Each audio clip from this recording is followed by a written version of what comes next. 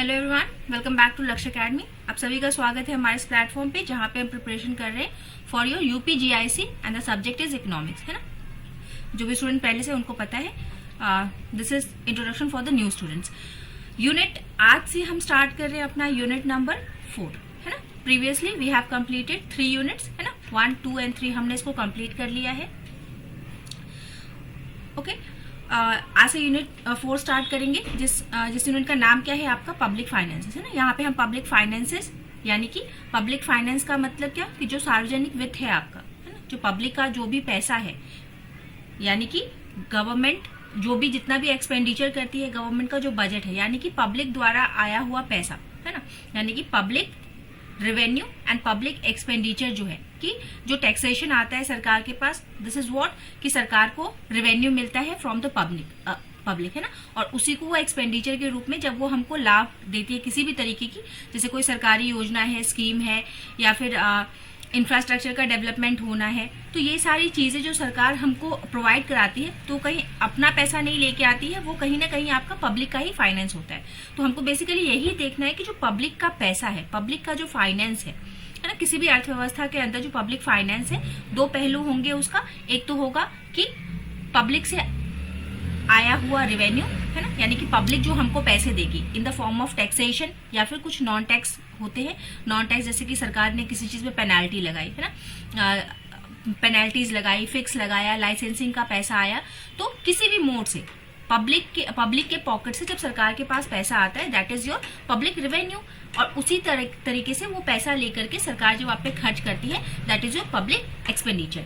ये खर्चा आना पैसे का और जाना, ये रेवेन्यू और एक्सपेंडिचर कहाँ आपको देखने को मिलता है, आपके बजट में, है ना। जब सरकार आपको बजट देती है ना, जब सरकार अपना बजट पेश करती है फरवरी के महीने में, है ना, केंद्रीय सरकार, आपका केंद्रीय सरकार भी बजट पेश करती है और स्टेट राज्य सरकार भी अपना बजट पेश करती है ना।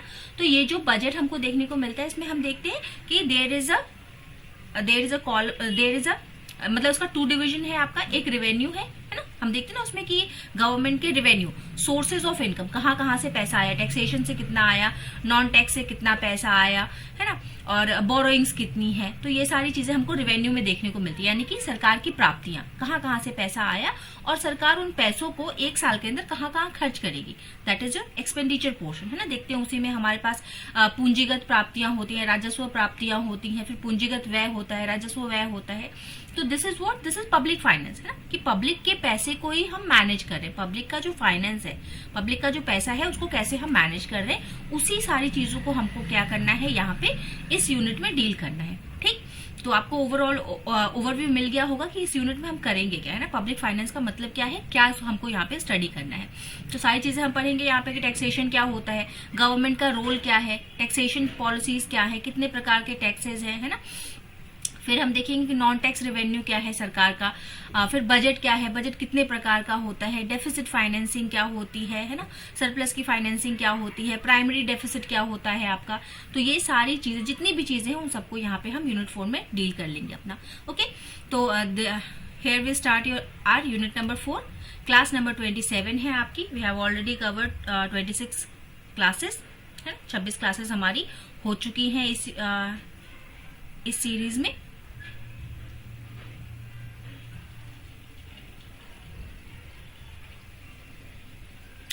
ओके, हाँ, सॉरी, आज आपका मूक होना था, ठीक है। तो कोई बात नहीं, मूक को हम कल के लिए शिफ्ट कर लेते हैं, है ना। आज हम कंटिन्यू कर लेते हैं अपने इसी टॉपिक के साथ, कल हम मूक कर लेंगे, है ना। हाँ, सॉरी, वो एक्चुअली दिमाग से निकल गया, है ना, कि टुडे इज द मूक। हमको ये ध्यान था कि हमारा यूनिट 3 होगा अभी, है ना। आज यूनिट 3 खत्म हो रहा है, तो हमको लगा यूनिट 4 स्टार्ट करना है, ठीक है। तो सॉरी फॉर द इनकन्वीनियंस। हम क्लास कंटिन्यू करते हैं। कल डेफिनेटली आपकी मूक हो जाएगी, जो प्रीवियस यूनिट हुआ है आपका, जो टॉपिक्स हुए उसका। चलिए, for those student who are here for the first time, जो फर्स्ट टाइम इस चैनल पे आ रहे हैं, आप डिस्क्रिप्शन बॉक्स में आपके एक लिंक गिवन है, वहां पर जा करके आप प्लेटफॉर्म जो आपका टेलीग्राम है, वहां पे आप लक्ष्य अकेडमी के साथ जुड़ जाएंगे, ताकि आपको क्लास की नोटिफिकेशंस प्रॉपरली मिलती रहे, क्लास का जो पीडीएफ है वो आपको मिलता रहे, है ना, सारी चीजें आपको वहां से अवेलेबल होते रहे। तो इसके लिए आप जाकर के डिस्क्रिप्शन बॉक्स में लिंक है, वहां जाके आप हमसे कनेक्ट हो जाएंगे। फॉर द व्हाट्सएप ग्रुप आपके पास ये नंबर है, किसी भी स्टूडेंट को अगर पेड बैचेस खरीदने हैं तो ये सारे फीचर्स आपको अवेलेबल रहेंगे, है ना। दोनों ही लैंग्वेजेस में पीडीएफ रहेगा। पीडीएफ आपका डाउनलोडेबल फॉर्मेट में है। लाइव एंड रिकॉर्डेड क्लासेस रहेंगी आपके पास, and we will try our best कि आपका फुल सिलेबस कवर हो, है ना, कुछ भी छूटे ना हमसे, है ना। प्रैक्टिस आप कर सकते हैं। Again here is a WhatsApp number, अगर आपको परचेज करना है तो this is the price, and again उसके लिए आपको डिस्क्रिप्शन बॉक्स में ही एक लिंक मिलेगा जहां पे जाके आप परचेज कर सकते हैं, ठीक है। तो these things are all about your batches, है ना। हम क्लास को कंटिन्यू करेंगे अपने।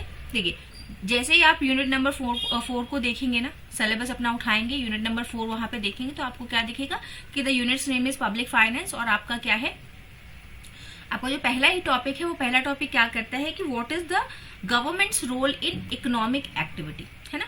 जो हमारी अर्थशास्त्र हम पढ़ रहे हैं, विषय हमारा अर्थशास्त्र है, और हम अपनी इकोनॉमी, अर्थशास्त्र किसकी पढ़ रहे हैं, अपनी इकोनॉमी की, यानी कि भारतीय इकोनॉमी की हम बात यहाँ पे कर रहे हैं, इंडियन इकोनॉमी की, ठीक।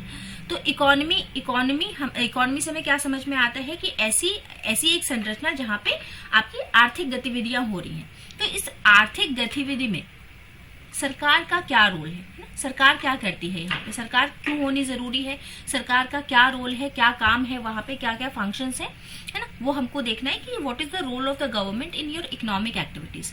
तो अगर हम देखें तो 3 मेन काम है आपके, है ना। फर्स्ट है आपका stability, growth and your public welfare, है ना।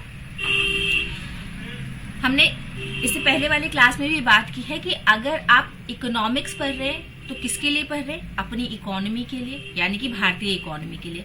भारतीय इकोनॉमी है कैसी आपकी, अगर इंडियन इकोनॉमी की बात करें तो ये कैसी इकोनॉमी है आपकी, मिश्रित इकोनॉमी, ठीक, जहां पे हमने देखा कि हम दोनों चीजों को लेके चलेंगे, यानी कि हमारा सोशलिज्म और कैपिटलिज्म, है ना। सोशलिज्म बोले तो सार्वजनिक क्षेत्र, जहां पे हम सोशल वर्क करेंगे, समाज के कल्याण की बात करेंगे, सोशल वेलफेयर की बात करेंगे, और दूसरा क्या है, हम पूंजीवादियों को भी नहीं भूलेंगे, क्योंकि कहीं ना कहीं जो कैपिटलिस्ट होते हैं वो आपकी अर्थव्यवस्था को मजबूत करने का काम करते हैं ना।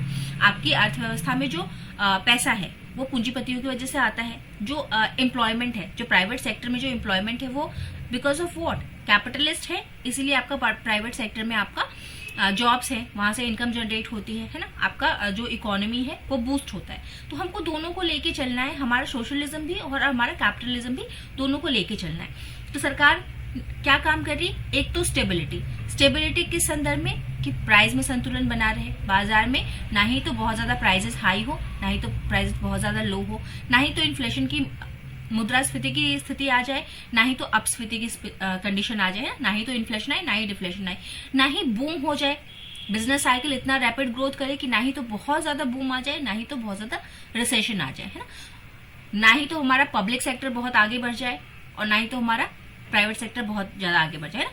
मतलब कहने का मतलब सीधा सीधा ये है कि हमको संतुलन बनाए रखना है हर तरीके से, है ना, चाहे वो किसी भी तरीके का संतुलन हो। सरकार की कोशिश ये रहती है कि संतुलन बना रहे, है ना। ओके, तो संतुलन बनाए रखना, फिर संतुलन बनाने के साथ साथ क्या करना, ग्रोथ करना, ठीक, कि अपनी इकोनॉमी को हमको कैसे बढ़ाना है, उसका ग्रोथ कैसे करना है हर क्षेत्र में, है ना। देखेंगे अभी आप देखते हैं कि हम डिफेंस में अच्छे वेपन्स बना रहे हैं, है ना। अभी जब लड़ाई हुई थी हमारी, है ना, 8 मई को, तो हमने देखा कि वहां पे इंडिया ने जो परफॉर्मेंस दिया वो बहुत अच्छा था। क्यों, क्योंकि हमारे पास जो वेपन्स थे वो बहुत अच्छे थे। तो कहीं ना कहीं हम डिफेंस में ग्रोथ कर रहे हैं, है ना। आप देखेंगे हमने चंद्रयान वगैरह भेजा है, तो we are developing in science and technology, है ना। हमने वैक्सीन निकाली थी कोरोना के टाइम पे सबसे पहले, और हमने एड भी प्रोवाइड की थी दूसरी कंट्रीज को। तो we are growing and developing in your medical sector also. तो सरकार को स्टेबिलिटी रखनी है, सरकार को ग्रोथ करना है, प्लस साथ ही साथ पब्लिक वेलफेयर करना है, जैसे राशन प्रोवाइड करना है ना, एमएसपी मिनिमम सपोर्ट प्राइस देना है, और भी बहुत सारे तरीके, फ्री का इलाज करवाना है, फ्री के सरकारी स्कूल खोलने हैं, सरकारी रोड बनानी है, डैम बनाना है ना। अभी आपने वो डैम वाला भी केस सुना होगा कि हम डैम बना रहे हैं, है ना, हम पाकिस्तान पानी नहीं जाने देंगे, तो हम we are building a dam, ठीक है। कौन से रिवर पे बना रहे हैं बताइएगा, है ना। फिर हमने पुल बनाया, तो ये पुल बनाया ना आपका यहाँ पे चेनाब के पास हमने पुल बनाया है। तो ये सारी जो चीजें हैं, ये सारी चीजें भी सरकार को करनी है। तो यही सारे रोल है आपके गवर्नमेंट के इकोनॉमिक एक्टिविटी में, हर चीज में कहीं ना कहीं अर्थ आपका आ ही रहा है। तो ये मल्टी डायमेंशनल रोल होता है सरकार का कि स्टेबल बनाए रखना, ग्रोथ कराना, प्लस आपका वेलफेयर का काम भी करते रहना। तो मेन फंक्शंस आप देखेंगे, मेन फंक्शन क्या है यहाँ पे अगर सरकार के कार्य देखें तो कार्य क्या है, एक रेगुलेटर की तरह काम करता है, यानी कि लॉ, रूल्स एंड रेगुलेशन बनाएगा, है ना। कि जैसे कि हम देखते हैं आपका कि मार्केट में बहुत ज्यादा क्या है आपका कहीं घटिया माल ना आ जाए, है ना। जैसे अभी आपने एकदम रिसेंट ताजा अभी 1-2 दिन से हो रहा है जो हमारे देश में, है ना कहीं आप लोग अवेयर होंगे कि रेसिन नाम का एक केमिकल मिलाया जाने वाला था आपका फूड में, ना। ऐसा चल रहा था कि फूड में मिला दिया जाएगा, प्रसाद में मिला दिया जाएगा जो आपके टेम्पल्स हैं वहां पे। तो दिस इज व्हाट कि अगर मान लीजिए कि टेस्टिंग नहीं की जाए, अगर सरकार रूल्स रेगुलेशन नहीं लाएगी, टेस्टिंग का काम नहीं, जैसे कि आपका है फूड कॉर्पोरेशन के लिए है ना, फूड कॉर्पोरेशन ऑफ इंडिया है, फिर टेस्टिंग के लिए FSAI है आपका। तो ये सारे क्या है, ये सारे रूल्स एंड रेगुलेशन बनते हैं। सरकार कहीं ना कहीं रेगुलेटर का काम करती है कि मार्केट में कोई गलत प्रोडक्ट ना आ जाए, है ना। अभी फिर आपने एक कफ सिरप वाला केस सुना था, तो वो भी कहीं ना कहीं टेस्टिंग हुई है, रूल्स एंड रेगुलेशन थी, संस्थाएं बनाई गई जिन्होंने टेस्ट किया, तो पता चला कि there is something harmful in your cough syrup. तो एक रेगुलेटर का काम करेगी। Provider of goods, public good आपको प्रोवाइड कराने का काम करती है। जैसे आपके सरकारी बसें चलती हैं, सरकारी हॉस्पिटल है, स्कूल है, कॉलेजेस हैं, तो ये सारी चीजें क्या है आपका पब्लिक गुड्स में आ जाती हैं। ओके, फ्री का इलेक्ट्रिसिटी मिलना या फिर इलेक्ट्रिसिटी सस्ते दाम पे मिलना, फिर पानी मिलना फ्री का, है। तो ये सारे क्या है सर्विस प्रोवाइड करती है सरकार आपको। फिर इकोनॉमिक स्टेबिलिटी की बात हमने कर ली है। And redistribution of income, income का रीडिस्ट्रीब्यूशन करना कैसे, जैसे कि आपकी राशनिंग की बात की हमने, है ना, MSP की बात की, तो ये सारा क्या है कि रीडिस्ट्रीब्यूशन ऑफ इनकम में आ जाता है। जिनके पास जॉब नहीं है उसको मनरेगा के तहत जॉब देना, तो ये सारा क्या है आपका इनकम का रीडिस्ट्रीब्यूशन है। ठीक है, सारी डिटेलिंग यहाँ पे लिख दी है। रेगुलेटर में आपका क्या आता है, मोनोपोली को रोकना, कंज्यूमर को प्रोटेक्ट करना, जो ये हमने मिलावट वाली बात की है ना। जो लेबर सेक्टर है उसको अपहोल्ड करना, उसके स्टैंडर्ड ऑफ लिविंग को बढ़ाना। फिर सेफगार्ड, एनवायरनमेंट का सेफगार्ड भी हमें देखना है ना, कि हमारा कार्बन इमिशन कम हो। ऐसे बोलते हैं ना कि हम इतना 2050 तक या 2070 तक हम कार्बन फ्री हो जाएंगे, है, हम कार्बन इमिशन 0 कर देंगे अपना। तो ये सारी चीजों को भी कि हमको स्टेबिलिटी भी लानी है, हमको ग्रोथ भी करना है, हमको वेलफेयर भी करना है, प्लस हमको एनवायरनमेंट को भी हार्म नहीं करना है। तो ये सारी चीजें एज अ रेगुलेटर सरकार करती है ना। नियामक के रूप में ये सारे काम सरकार के होते हैं। Then provider, education, road, defence, health care, है ना, मार्केट। तो इन सब में यहाँ पे क्या है आपका, यहाँ पे जो सरकार जो गुड्स एंड सर्विसेज प्रोवाइड करती है आपको, वो आपका आ जाता है पब्लिक गुड्स में, है ना, कि सरकार हमको कुछ चीजें मुहैया करवाती है, चाहे वो गुड्स हो चाहे सर्विसेज हो, सरकार हमको वो प्राप्त करवाती है। देन इकोनॉमिक स्टेबिलिटी की बात हमने कर ली कि हेल्थ में स्टेबिलिटी हो, है ना, बिजनेस साइकिल ज्यादा बूम या फिर ज्यादा रिसेशन में ना चला जाए, इकोनॉमिक क्राइसिस ना हो जाए, कोई एम्प्लॉयमेंट ना बहुत ज्यादा हो जाए, है ना। तो एम्प्लॉयमेंट को भी मेंटेन रखना सरकार का काम है ना। अब वो करे या नहीं करे वो दिस इज अदर पॉइंट, है ना, उस डिबेट को हम नहीं करेंगे। बट सरकार का काम है कि अगर बहुत ज्यादा अनएम्प्लॉयमेंट है तो एम्प्लॉयमेंट प्रोवाइड कराना लोगों को, है ना। इन्फ्लेशन को मैनेज करना, तो ये सारे आपके इकोनॉमिक स्टेबलाइजर के रूप में काम करती है। देन रीडिस्ट्रीब्यूशन ऑफ इनकम, मतलब क्या करना है उसको कि इनइक्वालिटी को कम करना है। सपोर्ट टू द वल्नरेबल, जो आपका पॉपुलेशन है, जो गरीब तबका है ना, जिनके पास आय के संसाधन नहीं है, उनको राशन दे दिया जाए, उनके लिए फ्री के टॉयलेट्स बनवा दिए जाए, इंदिरा आवास वगैरह कर दी जाए, है ना, मनरेगा दे दिया जाए। तो ये सारे क्या है आपके रीडिस्ट्रीब्यूशन ऑफ इनकम में आपके आते हैं। ये पे आप देखेंगे उसी में कुछ आपको यहाँ पे एग्जाम्पल्स दिए हुए, ये मनरेगा का एग्जाम्पल है फॉर द लाइवलीहुड। फिर इलेक्ट्रिसिटी सप्लाई करती है सरकार जब उसको कृषि को प्रोत्साहन करना है ना, इरिगेशन के लिए देती है। फैक्ट्री के लिए आपको, फैक्ट्रीज के लिए आपको जो मिलता है इलेक्ट्रिसिटी, उसके लिए प्रोवाइड करना, शॉप के लिए, हाउसेज के लिए, तो ये सारा काम आपका सरकार करती है। इंडस्ट्रीज को बसाना, एग्रीकल्चर के लिए हमने अभी कल ही परसों पढ़ा है कि प्राइवेट सेक्टर लैंडिंग का काम करती है सरकार, है ना, कि सरकार कहती है कि आपको कुछ पोर्शन जो है वो एग्रीकल्चर के विकास के लिए, जो प्राइवेट सेक्टर है, मेडिकल के लिए, एजुकेशन के लिए, उसके लिए आपको लोन को जो है वो प्राथमिकता देनी है कि आप इन्हीं सेक्टर में लोन पहले देंगे, फिर बाद में जो आपके पास बचता है उसको बाद में आप पूंजीपतियों वगैरह को देंगे। ठीक, फिर गवर्नमेंट क्या करती है आपका रेगुलेटरी फंक्शन के तहत, ये अभी एग्जाम्पल हमने किया कि लॉ लाएगी, है ना, कानून लाएगी। ओके, और फिर फाइनेंस को रेगुलेट करने के लिए आरबीआई है हमारे पास। तो इस तरीके से आर्थिक गतिविधियों को सरकार क्या करती है, नियंत्रित करती है, उसका सुपरविजन करती है, स्टेबलाइज करने की कोशिश करती है और फिर ओवरऑल इकोनॉमी को आपका क्या करती है, ग्रो करवाती है। तो यही रोल है हमारे सरकार का इकोनॉमिक एक्टिविटीज में। ठीक, फिर हमने क्या देखा, ये चीज तो हमने देख ली है कि अगर मार्केट में फेलियर होता है, ठीक है, जैसे मान लीजिए कि मार्केट आपका क्रैश करने लगता है। हम सुनते हैं ना कि आपका जब न्यूज आता है ना तो वहां पे हम देखते हैं कि जो बाजार जो है वो इतने पॉइंट्स तेजी में रहा, इतने पॉइंट्स मंदी में रहा। तो अभी जब ये टैरिफ वाला केस हुआ था ना, तो हमने क्या देखा कि जब ये एकदम स्टार्टिंग में टैरिफ लगा तो बहुत सारा न्यूज आ रहा था ना कि गुजरात का जो डायमंड वाला है, क्योंकि इसने ज्वेलरी पे लगाया था, तो हमारे यहाँ से ज्वेलरी बहुत यूएस जाता है ना। तो जो आपका गुजरात में जो डायमंड वगैरह का जो बिजनेस था वो बहुत ज्यादा डाउन चला गया था, है ना। बहुत से लोग बेरोजगार होने लगे थे, है ना। बहुत सी न्यूज आई थी। फिर एआई का एक आया था, तो एआई का भी जब आया न्यूज तो उस वजह भी बहुत सारा बेरोजगारी हुआ। तो सर ये सब क्या है, आपका मार्केट फेलियर की तरफ जाता है ना, कि अगर ऐसी न्यूजेस आती हैं ना सडनली, अगर हमारे यहाँ पे आईटी में हमारा इम्पैक्ट पड़ा, जब इसने टैरिफ लगाया तो आईटी पे भी बहुत बड़ा प्रभाव पड़ा, क्योंकि जो प्रोजेक्ट आते हैं ना वो यूएस वगैरह से ज्यादा आते हैं आपके आईटी के, तो उसमें जो भी लोग हैं वो अनएम्प्लॉयड हो गए सडनली। तो अब क्या है कि अगर ऐसी न्यूजेस आएंगी, है ना, अगर ऐसा इम्पैक्ट पड़ेगा तो हमारे क्या बाजार क्रैश करता है, कि एम्प्लॉयमेंट नहीं है ना। एम्प्लॉयमेंट पे ही आपका बाजार कहीं ना कहीं डिपेंड करता है। अगर बिजनेस ही नहीं होगा तो स्टॉक मार्केट दिखाएगा किसको, है ना। बिजनेस स्टॉक मार्केट में है क्या, कि कौन सा बिजनेस कैसा परफॉर्म कर रहा है। तो अगर बिजनेस ही नहीं है तो स्टॉक मार्केट तो गिरेगा ही, यानी कि हमारा पूरा बाजार गिरेगा। तो this is a condition of market failure. वहां हो रहा था मार्केट फेलियर। तभी आपने देखा उसी के आसपास सरकार ने क्या किया कि जीएसटी के रेट्स को डाउन कर दिया। फेस्टिव सीजन था, सरकार ने जीएसटी के रेट्स को डाउन किए। तो this is addressing market failure.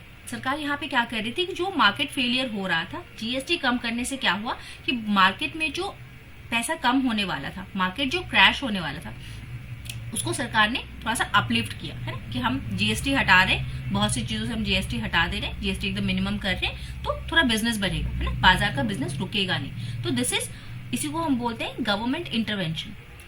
या तो आप बोले कि सरकार ने मार्केट फेलियर को एड्रेस किया, या फिर ये गवर्नमेंट का इंटरवेंशन था। इसी को हमने कहा कि सरकार ने हस्तक्षेप किया बाजार में जाके और बाजार को बहुत ज्यादा गिरने से बचा लिया। गिरा तो है ऑटोमेटिकली, है ना, गिरा तो जरूर है, क्योंकि वहां पे लोगों की जॉब गई है ना, बट स्टिल थोड़ा सा मार्केट को बचाने की कोशिश की गई।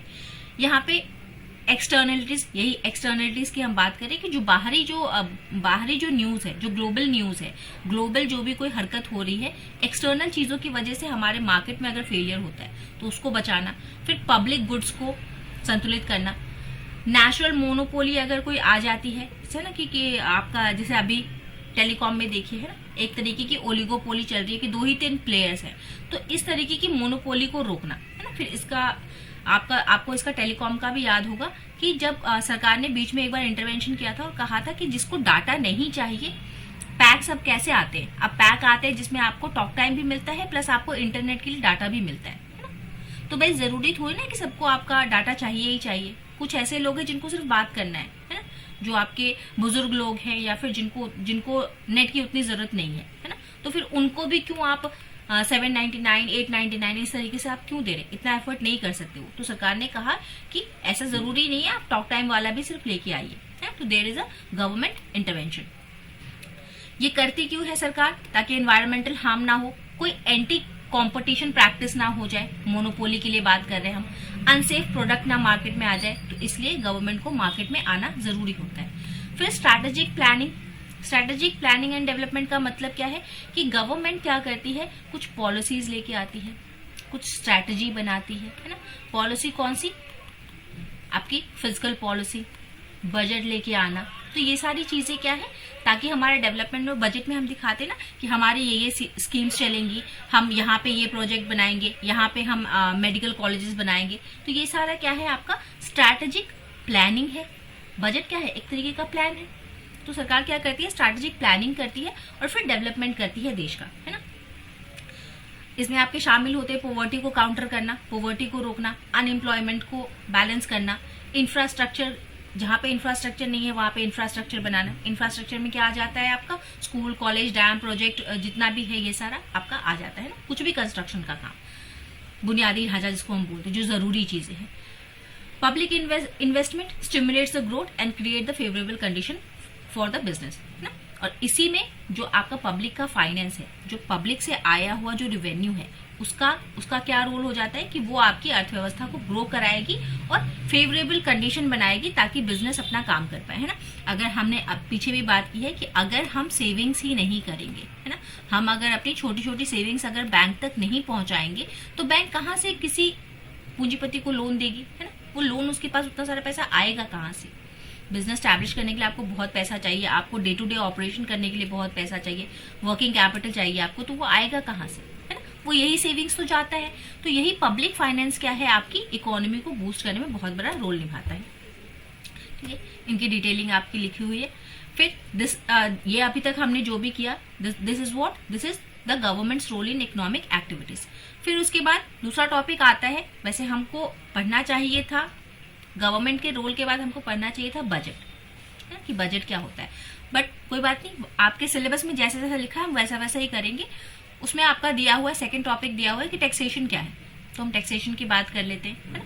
अब टैक्सेशन का रोल कहाँ आता है, ये आपको मैंने बताया कि जब सरकार बजट बनाती है तो सरकार का जो मुख्य स्रोत होता है, सोर्स ऑफ इनकम जो है, source of income of your government जो है ना, मेन वाला सोर्स, है ना, मुख्य स्रोत जो है सरकार के आय का, वो क्या है आपका टैक्सेशन, है ना।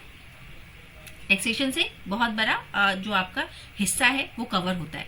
तो गवर्नमेंट बजट की अगर बात करें तो गवर्नमेंट बजट में दो तरीके के बजट, मतलब बजट तो एक ही है लेकिन उसमें दो कैटेगरीज है, एक रेवेन्यू वाला और एक आपका कैपिटल वाला, है ना।